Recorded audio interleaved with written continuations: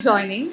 My name is Sadhna Hegde, and I was an individual rescuer for a long time, handling cats and dogs and puppies, with motherless puppies and all that. And then eventually, we created a NGO to be able to do animal advocacy and explain about animal rights to citizens, considering that the population density of India is increasing in urban cities, and a lot of citizens are not available, not aware of animal rights and animal laws that protect them, and that usually creates a lot of conflicts. And it can be solved without having to go to a police station or a court, and we want to save legal troubles for both parties, the ones that like animals and then the ones they are not comfortable but okay to live with kind. So today I'm going to take only around 10 to 15 minutes to talk about coexistence, and then we will move on to the place where if we have more crowd then we are going to answer the questions that has come through. I know Praveen has consolidated all the questions that has to be answered today. We will spend some time discussing the questions and the resolutions around it. I hope you guys are okay with the agenda.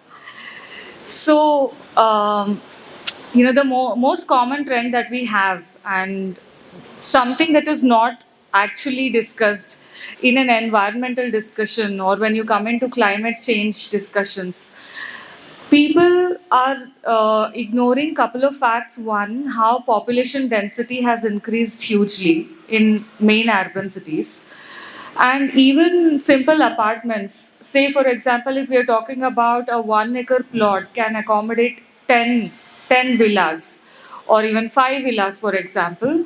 In that particular place, when you construct an apartment, then you are accommodating 50 houses in place of 5, right? So the kind of carrying capacity of that particular area on an environmental perspective has its own damages, because in place of 5, 50 people, 50 houses are utilizing water, air, and there is that much amount of carbon emission that is happening, that much amount of vehicles that are coming in, so on and so forth. So what happens is, when we have more and more areas setting up all these kinds of apartments and RWAs, it also reduces the space that is available for animals and birds. Considering that, if there is one particular house, we used to have initial formats of a small garden with one particular tree, possibly a flower bearing tree or a fruit bearing tree, and then a parking space that is inside, not somewhere outside. And appropriately, the balance used to go on with every other house managing everything internally. But now we have moved into two different formats. One, as you can see over here, I don't see any trees that can actually help the environment or even help the temperature to reduce or improve your oxygen intake or anything. Most of the apartments have only show plants and show trees. They don't have flower bearing trees, they don't have fruit bearing trees. And the balconies are really easily available. If there was enough number of trees over here, you would see most of the birds and bees and insects and everything landing on the trees and utilizing the trees rather than utilizing your balconies. That is one thing. Second thing is, there is a wrong belief today that humans are the first one to settle in any environment. That is not true. It is the animals and birds and the insects who are already there in the environment, and then human settlements started coming in, which would mean that our constitution and environmental laws are in line with the thought कि environment came first, humans came later, human settlements came later, which would mean humans have the responsibility of coexisting with whatever animals, birds, and insects are there around them, right? So if you think of animals and birds discussions, or anybody who's there, used to be a crowd who would be very much interested in National Geographic for quite a long time, but of late I don't see a lot of people going through National Geographic. But in National Geographic we used to explain few things. One, about the predator prey matrix. What is predator prey matrix? The whole environment is aligned in such a way that there is a predator and there is a prey, and that manages the balance and population of every species in the ecosystem. And it also talks about few other points like producers, consumers, decomposers. Okay? pollinators. So humans come under consumers. We don't really produce anything. We don't produce air, water, vegetables. If we want, we can't even have our own kid if nature doesn't allow us to do it. Right? But all other species have their own responsibilities, from pest control to seed dispersal to pollination and oxygen generation, and then even carbon absorption. When all these things are not taken into consideration, and we are only thinking on the fact that okay, this is my house, and I want to just make sure that this box is perfect and my vehicle is perfect and everything else is perfect, we are totally moving away from any interaction with animals, birds, and nature around us at all. Now, at front, if you talk about it just like that, it may not look like a big difference because it's not really hurting me on a day-to-day basis kind. But then when you start talking about your civic issues, all your civic issues is because you did not manage the biodiversity, right? In biodiversity, urban animals are the most ignored ones. Anytime when there is a biodiversity and climate change discussion that happens, people keep thinking about wildlife. Like, oh my God, the tiger is impacted, the elephant is impacted, and we are worried about it. But very few people, or in urban crowd, very few people think about the cats and the snakes, monkeys, dogs, all of these getting affected. This whole plot itself would have had a lot of trees 10 years back, and this would have had a biodiversity of animals, monkeys, snakes, and loads of things that has been displaced at this point of time.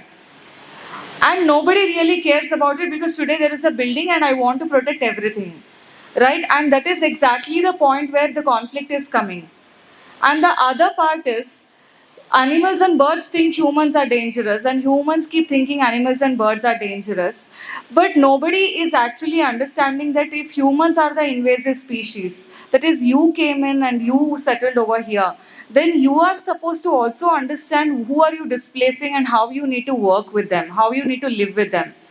And if somebody thinks, okay, this is not my responsibility, this is a lot of bullshit, then it also means that you don't know your constitutional rights, where it is the responsibility of every citizen to make sure that they are not damaging the environment.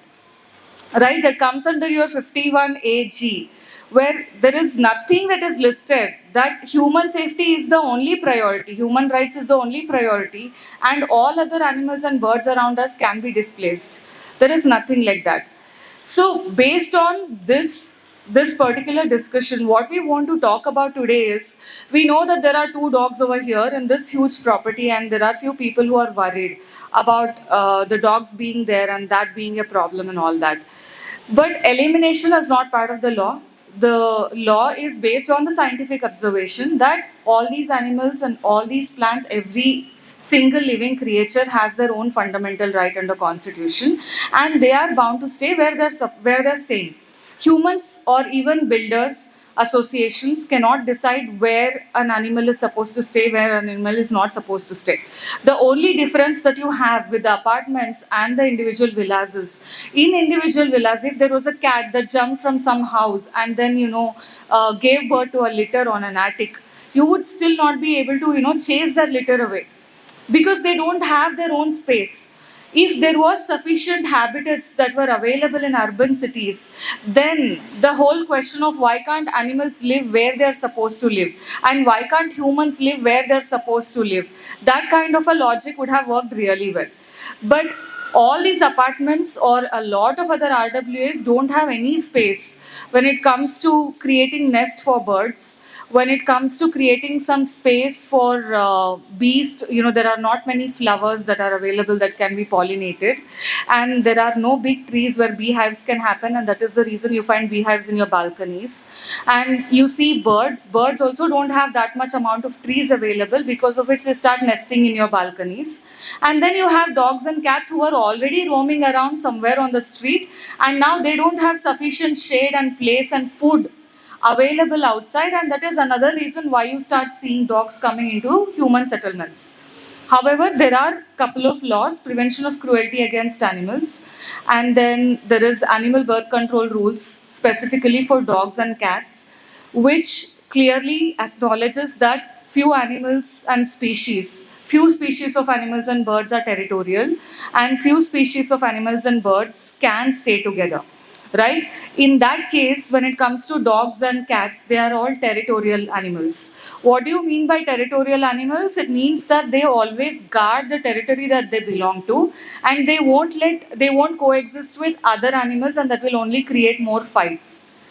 Okay, because this conflict must not happen, so these many fights must not happen, and it should not be a deadly thing for other birds, cats, and humans. The rule was created that wherever the animals are there, and if they're comfortable and they are not hurting anybody, then they must stay there only. If they hurt, then there is a protocol that has to be followed, and the biggest authority, the decision maker, would be the local municipal authority, and in case of Bangalore, it is going to be BBMP. So ultimately, what happens is pet animals will be the responsibility of the citizens who are owning the animals, and then the street dogs and the cats and the free roaming cattle, the pigs, all these come under the purview of BBMP. So BBMP will be the ultimate owner and decision maker on what is going to happen when there are conflicts, and how these conflicts are handled within the legal framework identified in Animal Birth Control Rules 2023. Okay, so that is the premise of the overall understanding. Apart from this, I know there was one particular question that Praveen had consolidated: if BBMP guidelines is the ultimate thing, or what, or how do government orders really work, right? So Animal Welfare Board of India, even though it is a statutory board of India, is tasked to create rules which are gazetted approvals that come from central government. So, as per Constitution, anything that becomes a gazetted document means that it is considered as law, and anything that is passed through a gazette or else through Parliament. In that particular responsibility, Animal Welfare Board of India is also tasked as a central team to be able to roll out advisories and orders and circulars from time to time, which is applicable for everyone in the country. And the task of implementing these orders and circulars remain with the state board. State Animal Welfare Board. State Animal Welfare Board, which is managed by the State Animal Husbandry Minister, is considered as a state government entity. Okay?